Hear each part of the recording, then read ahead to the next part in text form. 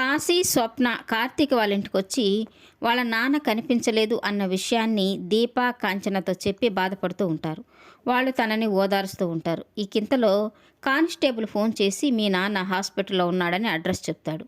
ఇక కాశీ కార్తీక్ని తీసుకుని హాస్పిటల్కి వెళ్తాడు.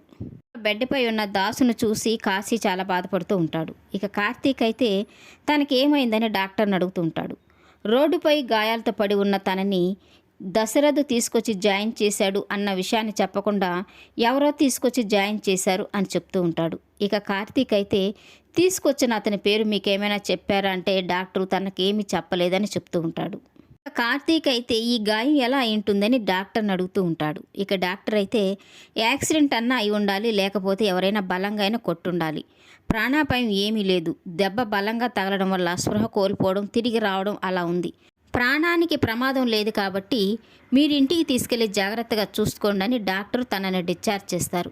ఇక కాశీ, కార్తీకు దాసుని తీసుకుని ఇంటికి వస్తారు. ఇక ఆ విషయాన్ని పారిజాతానికి ఫోన్లో చెప్పడంతో ఇక కంగారు పడిపోయిన పారిజాతం తనని చూడడానికి వస్తూ ఉంటుంది. ఇక జోష్న కూడా కంగారు పడుతూ దాసు ఎక్కడ నిజం చెప్పేస్తాడోనని తను కూడా పారిజాతంతో వస్తుంది. ఇక దాసుని చూసిన పారిజాతం అయితే ఒక్కసారిగా ఏడ్చేస్తూ ఉంటుంది. ఏంట్రా దాసు, నీకు ఈ పరిస్థితి పట్టింది? ఫోన్ పనిచేయడం లేదంటే గుళ్ళు గోపురాలు పట్టుకుని తిరుగుతున్నావు అనుకున్నాను, కానీ ఇలా పేషెంట్ పోతావు అనుకోలేదురా అని ఏడుస్తూ ఉంటుంది. ఎవడ్రా నిన్ను కొట్టింది? నిన్ను కొట్టిన వాళ్ళు చేతులు విరిగిపోను, వాళ్ళకి మాయరోగం రాను అంటూ శాపనార్థాలు పెడుతూ ఉంటుంది. ఇక దాసుని కొట్టిన జోష్న కంగారు పడుతూ పారిజాతం తిట్టిన తిట్లన్నీ తనకే అన్నట్టుగా ఫీల్ అయిపోతూ నువ్వు ఇలా తిడితే బాబాయికి నయమవుతుందా అని అడుగుతూ ఉంటుంది.